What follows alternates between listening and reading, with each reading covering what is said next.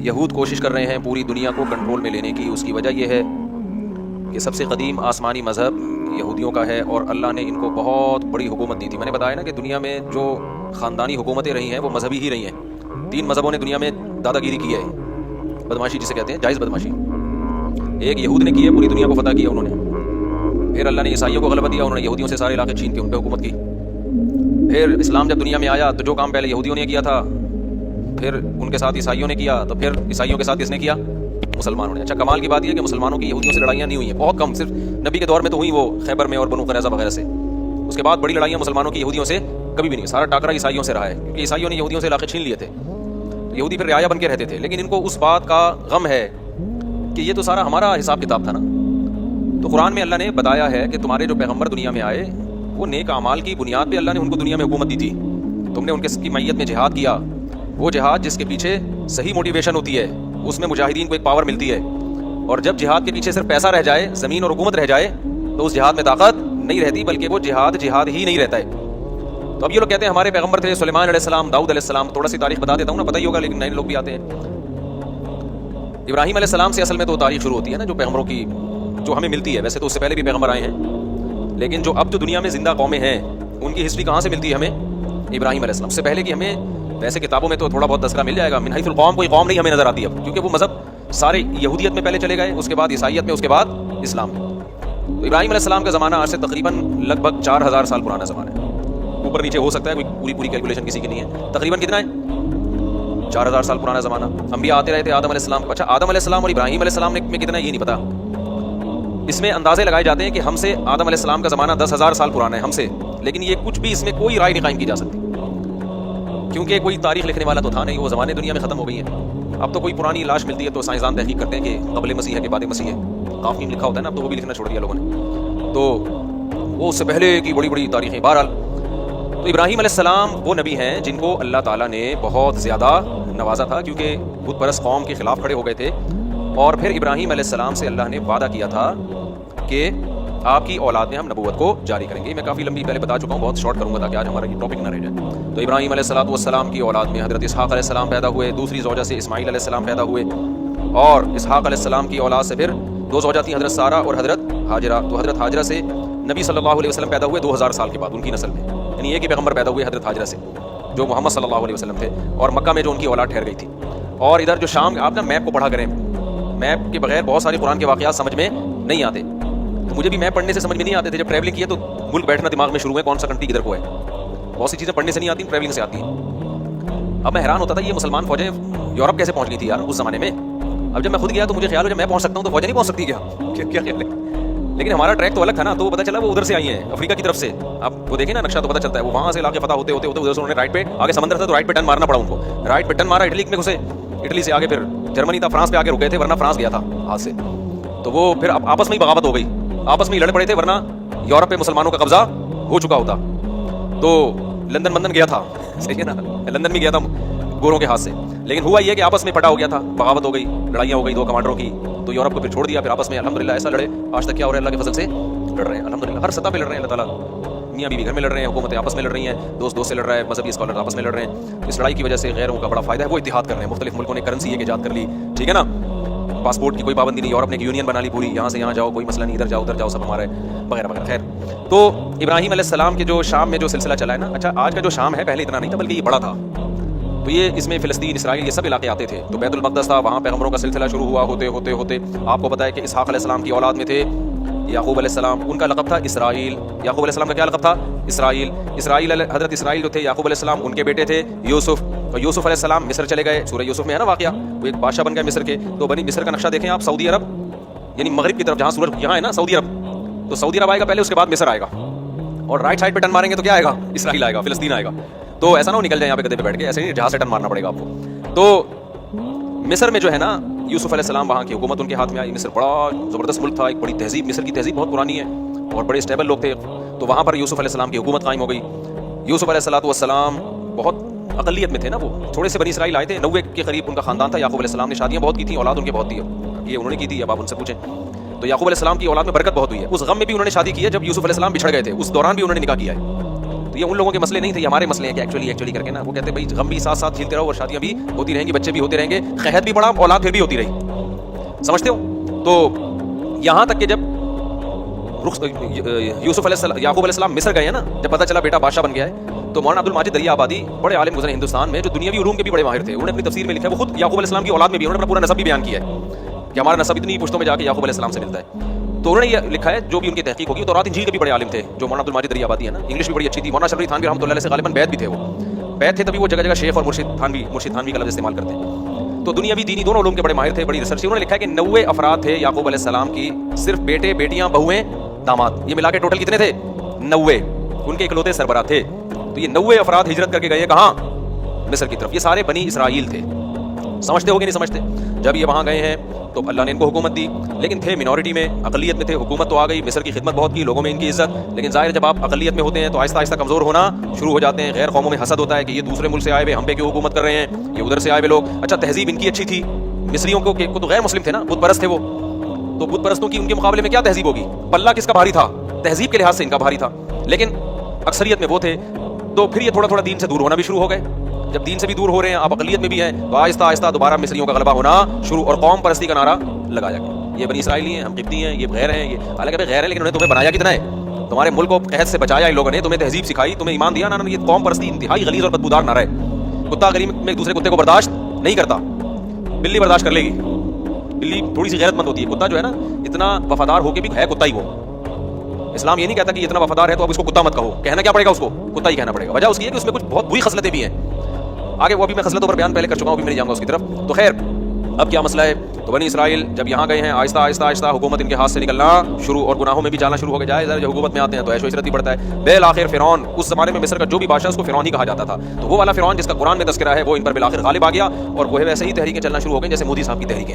یہ اقلیت میں ان کو مارو, ان کو پیٹو, ان کو یوں کرو, ان کو یوں کرو. ہندوستان میں مسلمان بیچاروں کے ساتھ ہو رہا ہے اس وقت. تو ظلم شروع ہوا فرعون کا, اور قرآن کہتا ہے کہ ایسا سخت ظلم بنی اسرائیل کے اوپر کہ یقتل ابناءہم ویستحیی نساءہم, مردوں کو قتل کر دیا جاتا تھا, عورتوں کو چھوڑ دیا جاتا تھا, تاکہ ہم ان سے اپنی نسل ان سے پیدا ہو ہماری, یا ان کو ہم لونڈی بنائیں, غلام بنائیں. تو فرعون کو کہیں خواب آیا کہ میری, وہ نجومیوں نے نہیں بتایا تھا, نجومی جھوٹ بولتے ہیں, نجومیوں کو کچھ نہیں پتا ہوتا. تو زیادہ راجع بات اس میں یہی کہ خواب آیا تھا فرعون کو. اس کو خواب آیا یا کسی نے ماہرین نے پیش گوئی کی ہوگی کہ لگتا ہے کہ یہ قوم میں لیڈر کی صلاحیت ہے, انہیں کا کوئی شخص اٹھ کے تمہارا تختہ الٹے گا, تم اتنا ظلم کر رہے ہو نا. تو فرعون نے کیا کیا, ظلم کم کرنے کے بجائے بڑھا دیا.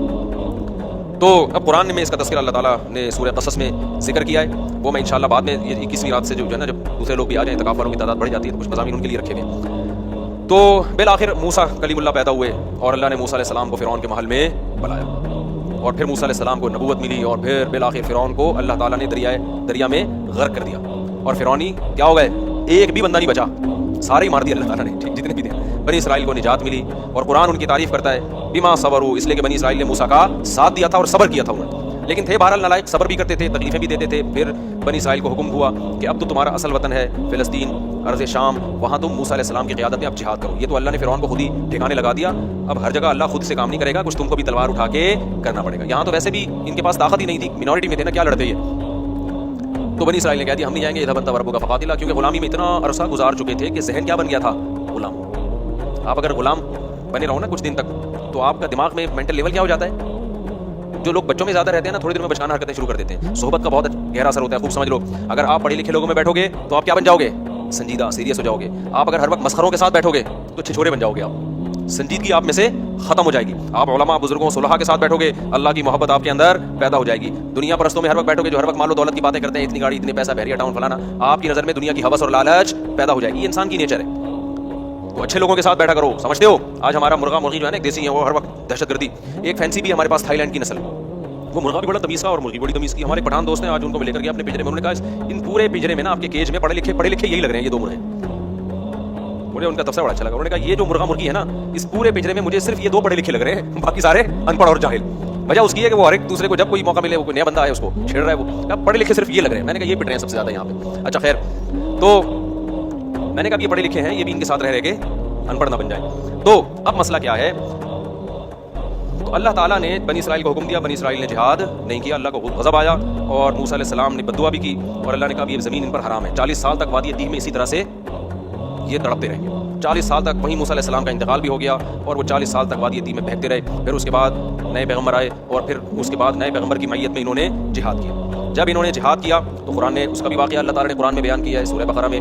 तो जब इनका जिहाद हुआ है ना, तो इनकी फ़ौज, इनके जो कमांडर थे उनका नाम था तालूत। वो पैगम्बर ही ने उनको बनाया था कमांडर, वक्त के नबी ने, लेकिन वो गरीब थे।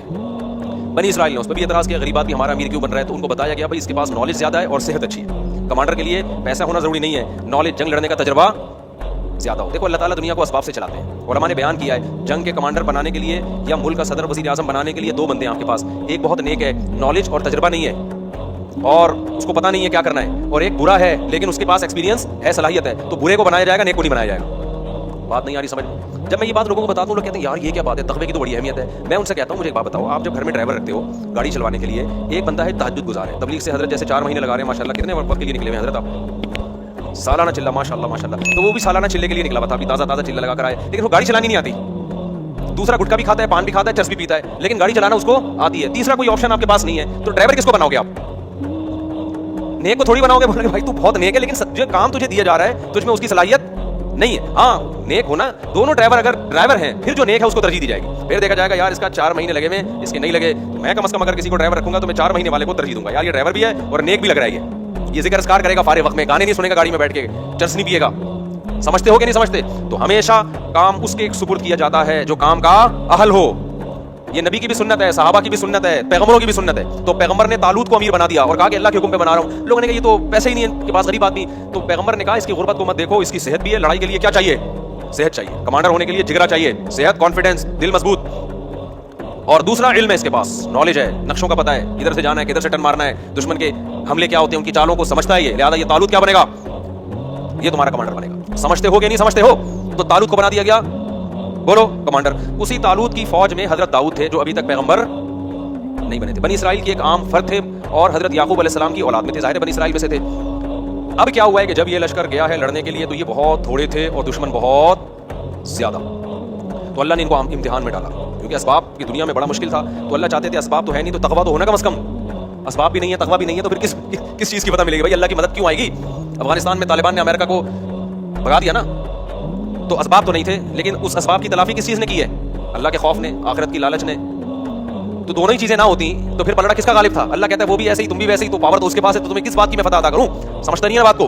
तो दोनों ही चीज़ें अगर मार्केट से शार्ट हो तो फिर मेरे भाई घर पे आराम से बैठ के अल्लाह अल्लाह करना चाहिए, बड़े बड़े कामों का नहीं सोचना चाहिए। तो खैर अब क्या था, अल्लाह मियां ने इनको आजमाया कि इनका तकवा चेक करना है। तो पैगंबर ने उनको बता दिया, तालूत को बता दिया, और तालूत ने फिर लोगों को बता दिया कि भाई देखो ये पानी आएगा, नहर आएगी, शदीद प्यास लगेगी, लेकिन इस नहर से पानी पीना नहीं है, बर्दाश्त करना है अल्लाह के लिए। जिसने पानी पी लिया तो उसका मुझसे कोई ताल्लुक नहीं है, जो पानी नहीं पिएंगे वो मेरे हैं। ये बड़ी आजमाइश थी। कुरान कहता है बनी इसराइल में अक्सर ने पानी पी लिया। अक्सर ने क्या कर लिया? पानी पी लिया, गुनाह किया, अल्लाह की नाफरमानी की। उसका नतीजा ये निकला, आखिर जो दुश्मन जो था ना, उसके कमांडर का नाम था जालूत। वो बड़ा पावरफुल आदमी, उसके पास बड़ी फौज थी। तो इस गुनाह की नहूसत ये हुई कि जिन ने पानी पिया उन्होंने कह दिया कि हमें इससे लड़ने की ताकत नहीं, हमारे हौसले पस्त भाई, ये बहुत बड़ी जमात है, हम नहीं लड़ सकते, निकलो भागो। इससे क्या पता चलता है? जिहाद में, जंग में गुनाह जो है ना, अल्लाह की नाफरमानी, इसकी नहूसत पड़ती है। सिर्फ जिहाद में नहीं, जो भी बड़े काम है ना, हौसले वाले काम, वो हौसले वाले काम गुनाहगार लोग नहीं कर पाते, वो परहेजगार लोग कर पाते हैं। खुदा का खौफ होता है ना, गुनाह से बचता है, इसकी अलग से मोटिवेशन मिलती है इंसान को, हौसला मिलता है अल्लाह की तरफ से। गुनाहगार लोगों के हौसले क्या होते हैं? बस वो मुश्किल मौकों पे पतली गली से बोल लिया करो ना ज़बान से, यार निकल जाते हैं। जब मुश्किल मौके आएंगे ना, निकल लेगा पतली गली से। तो उन्होंने भी यही किया। तो अब और मुश्किल हो गई। जिन्होंने पानी नहीं पिया था वो क्या थे? बहुत थोड़े, वो और थोड़े रह गए। इनके तो हौसले पस्त हो गए। ला ताक़त लना यौमा बिजालूत व जुनूदी, हम में जालूत और उसके लश्कर से लड़ने की पावर नहीं है। अब होना क्या चाहिए था कि जो थोड़े से रह गए थे वो अपने कमांडर तालूत से जाके कहते कि हजरत हम तो पूरे लश्कर को देके आए थे कि सब लोग हमारे साथ हैं, जब आधे से ज़्यादा लोगों ने हौसले पस्त हो गए हैं तो काइंडली अब हमारा लड़ना बनता नहीं, अब हमें भी ये मरवाएंगे, लिहाजा अब हम इकट्ठे क्या करते हैं, यहाँ से वापस चलते हैं, इज्जत इसी में। लेकिन नहीं, इन्होंने गुनाह किया था ना, उसकी नहूसत, उन्होंने नेकी की थी, प्यास के बावजूद पानी नहीं पिया। ये तावील नहीं की कि यार पानी पिएंगे तो लड़ेंगे ना, नहीं भाई, जब अल्लाह ने कह दिया प्यासे लड़ो तो बस अल्लाह फतह देगा उसी में। तो तकवा था तो उसकी बरकत इनके हौसले पस्त होने के बजाय बढ़ गए। इन्होंने कहा थोड़े से हैं, लड़ेंगे इंशाल्लाह। और फिर कहने लगे, जो नहीं लड़ना चाह रहे थे, पस्त हो गए थे उनके हौसले, उनको भी हौसला दिलाने लगे। कम मिन फियतिन क़लीलतिन ग़लबत फियतन कसीरतन बिइज़्निल्लाह। भाई तारीख उठा के देखो कितनी मर्तबा ऐसे हुआ है, बहुत थोड़ी थोड़ी जमातों को अल्लाह ने बड़ी बड़ी जमातों पे गलबा दिया है, और अल्लाह सब्र करने वालों के साथ है। उन कमबख्तों की समझ में आया नहीं आया, इससे तारीख क्या है? खामोश। फिर कुरान कहता है जब मुकाबला शुरू हुआ है ना, तो इतना बड़ा लश्कर और इधर थोड़े से लोग जो और थोड़े से हो गए थे, ان کو اندازہ ہو گیا کہ اسباب کی دنیا میں ہم میں اس لشکر سے لڑنے کی طاقت نہیں ہے، اب اللہ ہی مدد کرے گا. تو کیا دعا مانگ رہے ہیں؟ دعا بڑی خاندانی ہے، مجھے بڑا مزہ آتا ہے یہ دعا میں، بڑی خاندانی دعا. دیکھو وہ یہ دعا بھی مانگ سکتے تھے، ربنا اجعلنا صابرا، اے اللہ ہمیں صابرین، ہمیں کیا بنا دے؟ صابر بنا دے، ہمیں فتح دے دے. یہ بھی کہہ سکتے تھے نا، ہمیں اس لشکر پہ کیا دے دے؟ فتح دے دے، ہمیں صبر کرنے والا بنا، بھاگنے سے بچا. نا نا نا نا، ان کو پتا تھا صبر سے کام نہیں چلے گا. ربنا افرغ علینا صبرا، اے اللہ صبر کی بالٹیاں انڈیل دے ہمارے اوپر. تھوڑا صبر نہیں چاہیے ہمیں، بہت بڑا لشکر ہے، ہمارے قدم کیا ہوں گے؟ اکھڑیں گے آسمان سے نا. افراق کہتے ہیں جیسے بالٹی میں پانی ہونا، وہ آپ نے خالی کر دی یوں کر کے انڈیل دیا، تو وہ کیا ہو گئی؟ خالی ہو گئی پوری بالٹی، آپ نے انڈیل دی. افرغ علینا صبرا، یہ بلاغت ہے، صبر کی کوئی بالٹیاں تھوڑی اوپر سے نازل ہوں گی. سمجھانے کے لیے کہ ایسے صبر دے جیسے صبر کی ہمارے اوپر بالٹیوں کی پورے نہا جائیں ہم صبر کے اندر. اتنا طاقتور صبر چاہیے اس لشکر سے لڑنے کے لیے ہمارے اندر. جب تک تو ایسا صبر نہیں دے گا ہم نہیں لڑ سکتے. تو ہمیں ایسا صبر چاہیے. تو نیت بھی کر رہے تھے نا لڑیں گے ہم. افرغ علینا صبرا وثبت اقدامنا، اور ہمارے قدموں کو جما دے، پیچھے نہ ہٹیں ہم. وانصرنا علی القوم الکافرین، اور ان کافروں پر ہماری مدد کر. پہلے صبر مانگا ہے، پھر کیا مانگی ہے؟ مدد. کی ہمارے جو کرنے کا کام ہے نا، اے اللہ پہلے وہ تو ہو جائے. ہم جو اللہ سے مدد مانگ رہے ہوتے ہیں کہ اے اللہ میں بھاگ جاؤں پھر بھی کیا ہو ہماری مدد. نہیں ہے بات سمجھ میں؟ اے اللہ میں شادی نہ کرنا چاہوں پھر بھی میری 4 شادیاں ہو جائیں. ہمارے جامع میں ایک استاد ہیں، وہ ایسے لیٹے ہوئے رہتے تھے نا، اکثر ایسے لیٹے رہتے تھے کہ یار تم 2 3 تم نے پتہ نہیں کہاں سے رشتے مل جاتے ہیں، میں تو مجھے کوئی رشتہ ہی نہیں مل رہا. میں نے کہا میں تو جب بھی آتا ہوں آپ یہاں بیٹھے ہوتے ہیں یوں ٹیک لگا کے نا ایسے. میں نے کہا ایسے تو پہلا نہیں ملتا میرے بھائی اس زمانے میں. کوئی ہلو جلو، کچھ سفر کرو، کوئی رشتوں کا پیغام بھیجو، کوئی پٹو، کوئی بدنامی مولو، اس کے بعد جا کے نہ ہوتا ہے نہ رکھا جاتا ہے. رکھنے میں بھی پھر قربانیاں دینی پڑتی ہیں. تو ہم یہ چاہتے ہیں کہ ہم کچھ نہ کریں اور ساری مدد کس کی طرف سے آئے؟ اللہ کی طرف سے. بے روزگار آدمی کر کیا رہا ہوتا ہے؟ وظیفے پڑھ رہا ہوتا ہے. ابے بھائی تو صبح اٹھ کے جا، روزگار تلاش کر، تو محنت کر، پھر اللہ سے دعائیں بھی مانگ. خود دھیلے کا نہیں کرے گا. لڑائیاں گھروں میں ہو رہی ہیں، اس لڑائی پہ غور کر کے کہ اس کی ریزن کیا ہے، لڑائی کیوں ہو رہی ہے. میرے اندر خرابی ہے تو میں اس خرابی کو ٹھیک کروں. اس کے اندر خرابی ہے تو اس کی اصلاح کی کوشش کی جائے. اس کے بعد اللہ سے دعا مانگی جائے. اس خرابی کی اصلاح کی کوئی کوشش نہیں کرتا اور ڈائریکٹ وظیفوں پہ آئے ہوئے ہوتے ہیں. سیٹ کس پہ ہو گئے ہیں؟ اولاد آپ کی بگڑ رہی ہے، تھوڑا سا ٹائم نکال کے غور کرو، یار میری کوئی خرابی تو نہیں ہے جس کی وجہ سے بچے بگڑ رہے ہیں. کہیں میرے اندر تو کوئی خرابی نہیں ہے، میں نے ٹائم نہیں دیا ان کو، ان کی تربیت کی، محبت سے کوشش نہیں کی. آپ نے پوری کوشش کی پھر بگڑے تو اللہ سے دعا مانگے. اپنا کوئی ذمہ داری پوری نہیں کرنی اور ڈائریکٹ ڈال کس پہ دینا ہے؟ آپ کو فالج ہو گیا، یار اللہ تعالیٰ نے مجھے آزمائش میں ڈالا، میری کوئی ٹیکنیکل مجھ سے خطا تو نہیں ہوئی جس کی وجہ سے مجھے فالج ہوا ہے. میں روزانہ 6 انڈے کیوں کھا رہا تھا؟ میں گائے کا گوشت کیوں کھا رہا تھا؟ میں اتنی چینی کیوں کھا رہا تھا؟ میں کر کیا رہا تھا؟ میں جو اتنی خوراک بنتی ہے صبح شام پھوڑے جا رہے ہیں اور پھر اس کے بعد دھماکے کے ساتھ پھٹ پھٹا کے کیا ہو جاتے ہیں؟ ہلاک ہو جاتے ہیں. پھر لوگ کہتے ہیں اللہ کی یہی مرضی تھی، اللہ کی یہی مرضی تھی اس قسم کے لوگوں کے ساتھ، ٹھیک ہے نا، کہ وہ اسی طرح پھٹیں. ہاں کچھ ہوتے ہیں احتیاط کر رہے ہوتے ہیں پھر بھی اٹیک ہو جاتا ہے، وہ اللہ کی مرضی ہے. تو اپنا کام میرے بھائی پورا کرنا ہے، پھر بھلے پھٹ بھی جاؤ اور آدھا اللہ نہ کرے کسی کو فالج ہو، کچھ بھی ہو، پھر چلو اللہ کی طرف سے صبر کی توفیق بھی ملتی ہے. ہمارے ایسا کچھ بھی نہیں ہے، سارے الٹے کام کر کے پھر ڈالتے کس پر ہیں؟ اللہ میاں پہ ڈالتے ہیں کہ یار وہاں سے مسئلہ خراب ہو رہا ہے. اچھا خیر، تو اب انہوں نے کیا دعا مانگی اللہ سے؟ یہ سمجھنے کی ہے. انہوں نے ڈائریکٹ یہ نہیں کہا اللہ ہمیں ہماری مدد کر، پہلے کہ اللہ ہمارے قدم تو جما، کیونکہ جن کے قدم جمتے ہیں مدد انہی کے ساتھ ہوتی ہے، بھگوڑوں کے ساتھ مدد نہیں ہوتی. تو پہلے اللہ جو ہماری ذمہ داری ہے نا وہ ہم سے پوری ہو جائے. ہم بھی نیت کر رہے ہیں، تو بھی توفیق دے. اور قدم جمنے سے پہلے کیا ہے؟ جن کو صبر کی توفیق نہیں ملتی ان کے قدم نہیں جمتے، تو ہمیں صبر کی توفیق بھی چاہیے. اور نمبر 2، صبر بھی معمولی نہیں، صبر کی بالٹیاں ہمارے اوپر انڈیل دے. پھر آخر میں کہہ رہے ہیں کہ وانصرنا علی القوم الکافرین، ان کافروں پر ہماری مدد کر. تو بڑے جگر سے لڑے نا وہ لوگ. اور لڑنے کے بعد قرآن کے الفاظ ہیں، اسی لشکر میں ایک داؤد بھی تھے. ایک تو ان تھوڑے سے لوگوں کا اتنے بڑے لشکر سے لڑنا یہ اللہ کی رضا کے لیے. پھر ایسے موقع پہ ہر آدمی کی کوشش ہوتی ہے میرا ٹاکرا کمزور کے ساتھ ہو. کیا خیال ہے؟ تاکہ میں کم از کم سیف سائڈ پہ رہوں. 2-4 پتلے پتلے لوگوں کو میں ڈیلیٹ کر کے آ کے طالوت کو بتاؤں گا کہ میں نے 6 بندے مارے، میں نے اس لڑائی میں 8 بندے مارے. ایسے باریک باریک میں لوگوں کو کیا کروں گا؟ تلاش. لیکن جو حضرت داؤد تھے انہوں نے کس کو ہدف بنایا؟ کمانڈر جالوت کو. ظاہر ہے وہ سب سے زیادہ پاورفل تھا. تو ہدف کس کو بنا رہے ہیں کہ میرا ٹاکرا کس سے ہوگا؟ جالوت سے ہوگا. اللہ کو یہ ادا بڑی پسند آئی. قرآن کہتا ہے وقتل داؤد جالوتا، داؤد نے کس کو قتل کیا؟ ڈائریکٹ جالوت کو جا کے قتل کیا. چھوٹے موٹے کام کرنے کا نہیں ہے، جب بڑی جنگ ہے تو پھر کارنامے بھی بڑے ہوں گے. تو جا کے کیا، اس لیے میں کہتا ہوں ایک نہیں کرو، کرو تو 4 کرو ورنہ کمارے رہو. استغفر اللہ، ابن موضوع ادھر کو کہاں گیا. اچھا خیر، تو کچھ کر کے جاؤ نا دنیا میں، پتا تو چلے کچھ الٹا کر کے گیا، سیدھا کر کے گیا، کیا کر کے گیا. لوگ باتیں غیبت بھی ہوگی، برائیاں بھی ہوں گی، پٹو گے بھی، لیکن بدنام جو ہوں گے تو کیا نام نہ ہوگا؟ کیا خیال ہے بھائی؟ ایسے ہی تو یہ تو سب ایک ایک کر کے جا رہے ہیں دنیا سے. اچھا استغفر اللہ، حقوق بھی ہے اس پہ، پھر میں کبھی اس کو بیان کروں گا انشاءاللہ. تو قتل داؤد جالوتا. قرآن کیا کہتا ہے؟ داؤد علیہ السلام نے کیا کیا؟ ڈائریکٹ ہدف کس کو بنایا ہے؟ جالوت. مار دیا اس کو. اللہ کو یہ ادا پسند آئی. فآتاہ اللہ الحکمہ، اللہ نے آپ کو حکمت بھی دی، نبوت بھی عطا کر دی. وعلمہ مما یشاء، اور جو کچھ اللہ نے چاہا آپ کو سکھایا. اب اس واقعے کے بعد بنی اسرائیل کے کمانڈر کون بن گئے؟ ظاہر ہے پیغمبر نے بھی دیکھا نا بھائی یہ ہے اصل کم. پہلے یہ میرٹ کی بیس پہ سلیکشن ہو رہی ہے. کس کی بیس پہ ہو رہی ہے؟ بولو نا. کوٹا سسٹم نہیں تھا بنی اسرائیل میں اس زمانے میں.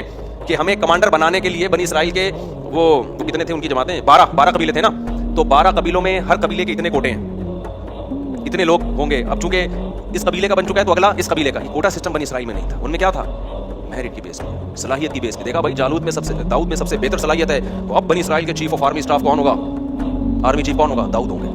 داؤد علیہ السلام نے جو پہلی دفعہ اتنی قربانی دی تھی تو اللہ کے خوف سے دی تھی نا, تو ان میں اللہ کا خوف بھی تھا, تقویٰ پہلے سے موجود تھا. تو بالآخر بنی اسرائیل کے بادشاہ کون بن گئے, بولو نا, تمہارے چپ کیوں بیٹھے ہوئے ہو, داؤد علیہ السلام بن گئے. داؤد علیہ السلام نے خلافت سنبھالتے ہی کام کیا شروع کیا, اقدامی جہاد, جس پہ آج یہودی اور عیسائی مسلمانوں پہ اعتراض کرتے ہیں کہ تم لوگوں نے تو علاقے کے علاقے فتح کیے. اللہ نے داؤد علیہ السلام کو حکم دیا کہ آپ نے اب علاقوں کے علاقے کیا کرنے ہیں, تلوار کی زور سے فتح کرنے, وہاں پر اللہ کا حکم نافذ کرنا ہے. کسی کو تلوار کی طاقت سے یہودی یا مسلمان نہیں بنانا آپ نے, ہاں حکم کس کا نافذ کرنا ہے, اللہ کا. داؤد علیہ السلام نے جہاد شروع کیا. بڑی ٹینشن یہ تھی کہ بڑی بڑی جماعتوں سے, بڑے بڑے قبیلوں سے مقابلہ ہوتا تھا, تیر بھی لگتے تھے, تلواریں بھی چلتی تھی, زخمی بہت ہوتے تھے. اللہ نے داؤد علیہ السلام کے ذریعے بنی اسرائیل کی حکومت قائم کرنی تھی دنیا میں. اللہ نے داؤد علیہ السلام کو معجزے دینا شروع کر دیے. سب سے پہلا معجزہ, آپ کے ہاتھ میں لوہا پگھلا دیا اللہ تعالیٰ. جس طرح سے چاہیں لوگوں کو کیا کر لیں, موڑ لیں. بڑی بڑی زرہیں بنانا شروع کی داؤد علیہ السلام نے, ڈھالیں بنانا شروع کی تاکہ جنگوں میں دفاع ہو. لتحصنکم من بأسکم, قرآن کہتا ہے داؤد کے ہاتھ میں ہم نے لوہے کو پگھلا دیا تاکہ وہ تمہیں جنگوں میں حفاظت کرے. تو پھر داؤد علیہ السلام کو اللہ نے دولت بھی بہت دی. جب دولت بہت دی تو پھر شادیاں بھی انہوں نے بہت کی. وہ ہماری طرح نہیں تھے کہ ایک بیوی ایک بچے. جب وسائل ہے تو بھائی حلال کیا ہے, تو بہت ساری شادیاں کی. تورات اور انجیل میں ہمیں ملتا ہے کہ بہت ساری بیویاں تھیں داؤد علیہ السلام کی, معذرت کے ساتھ. سمجھتے ہو, انہوں نے معذرت کے ساتھ نہیں کی, میں آپ سے معذرت کر رہا ہوں, میں بیان کیوں کر رہا ہوں. تو داؤد علیہ السلام کو اللہ نے پرندوں کی بولیاں بھی سکھائیں. داؤد علیہ السلام کے معجزوں میں جیسے یوسف علیہ السلام کا معجزہ تھا خوبصورت چہرہ, حسن اللہ نے دیا, تو داؤد علیہ السلام کا معجزہ کیا تھا, بولو نا, خوبصورت آواز. بہت خوبصورت آواز میں وہ زبور کی تلاوت کیا کرتے تھے. اللہ نے مستقل کتاب بھی دی داؤد علیہ السلام, ایسی زبردست تلاوت ہوتی تھی. اور جب اللہ کا ذکر کرتے لا الہ الا اللہ کا, تو پہاڑوں سے بھی لا الہ الا اللہ کی آوازیں آنا شروع ہو جاتی. یا جبال اوبی معہ والطیر, پرندے آپ کے سر پہ جمع ہو جایا کرتے تھے, وہ زبور کی تلاوت بھی سنا کرتے تھے اور آپ کی آواز سے بھی محظوظ ہوا کرتے تھے. پھر داؤد علیہ السلام عبادت گزار, ایک طرف دن میں کمانڈر ہیں اور رات میں کیا ہیں, پوری رات عبادت کرتے تھے. ایک دن روزہ, پوری زندگی داؤد علیہ السلام کی ایسے گزری ہے, ایک دن روزہ ایک دن ناغا, ایک دن روزہ ایک دن ناغا. حدیث میں آتا ہے سب سے بہترین روزہ داؤد کا روزہ تھا, پوری زندگی ایسے کیا, ایک دن روزہ ایک دن ناغا. اگر ہمارے کوئی ڈاکٹر صاحب اس زمانے میں ہوتے تو ڈاکٹر صاحب کیا کہتے داؤد علیہ السلام سے, کیونکہ آپ نے ایکچولی لڑنا بھی ہے, آپ کی بیویاں بھی اتنی ساری ہیں, تو آپ ایسا کریں کہ صبح ناشتے میں آپ یہ لیا کریں. ناشتہ بہت ضروری ہے داؤد علیہ السلام, ناشتے کے بغیر زندگی, بولو نا, نہیں. ایکچولی کچھ نہ کچھ ناشتہ ہونا چاہیے. پھر 2 گھنٹے کے بعد کچھ بسکٹ کا انتظام ہونا چاہیے. فاسٹنگ بہت بری چیز ہے, سمجھ میں آ رہی بات. پھر پہلے ہم ڈاکٹر سے یہی سنتے تھے, ہر تھوڑی دیر کے بعد بکریوں کی طرح کچھ نہ کچھ آپ کھاتے رہیں. حکیم اور ٹائپ کے تھے ڈاکٹر, اور ناشتہ بہت ضروری ہے. تو پھر داؤد علیہ السلام لڑنے کے قابل نہ رہتے. داؤد علیہ السلام بھوکے رہتے تھے, ایک دن روزہ ہے ایک دن کیا ہے ناغا ہے, اور جب ناغا ہے تو وہ بھی کم کھاتے تھے. اس سے پتہ چلتا ہے بھائی کم کھانے والا زیادہ بیویاں بھی رکھ سکتا ہے اور میدان جہاد میں علاقے بھی فتح کر سکتا ہے. اور جو صبح شام برگر پھوڑ رہا ہے نا, پیزا برگر پھوڑ رہا ہے, اور یہ جو کچھ ہم کھا رہے ہیں آج کل, تو یہ برگر تو بن سکتا ہے گول, یہ گول گپے کی دکان بھی کھول سکتا ہے, یہ کسی کی آنکھوں میں آنکھیں ڈال کے بات نہیں کر سکتا. تو چھوڑ دو یہ جو چیزیں تم کھا رہے ہو نا, بھوکا رہنے سے. خیر آگے اللہ تعالیٰ فرماتے ہیں کہ داؤد علیہ السلام کی جب حکومت قائم ہوئی ہے تو ان کے بڑے معجزے اللہ نے ذکر کیے. تو داؤد علیہ السلام کو اللہ نے بیٹے دیے سلیمان. تو یہاں پر وہ سلیمان علیہ السلام کا واقعہ ہے. اب میں وہ واقعہ جلدی سے سنا دیتا ہوں, یہ تمہید ضروری تھی ورنہ سلیمان علیہ السلام نئے لوگوں کی سمجھ میں نہیں آتے. تو اللہ تعالیٰ فرماتے ہیں ہم نے داؤد اور سلیمان کو علم دیا. وَوَرِثَ سلیمان داؤد, سلیمان وارث بنے داؤد کے. قال یا ایھا الناس, اور لوگوں سے کہنے لگے اے لوگو, علمنا منطق الطیر, اللہ نے ہمیں پرندوں کی بولیاں سکھا دی ہیں. وَأُوتِینَا مِن كُلِّ شَیْءٍ, اور حکومت چلانے کے لیے جتنی ضروری چیزیں ہیں ساری کی ساری اللہ نے ہمیں دے دی ہیں. إِنَّ هَذَا لَهُوَ الْفَضْلُ الْمُبِینُ, یہ اللہ کا بہت بڑا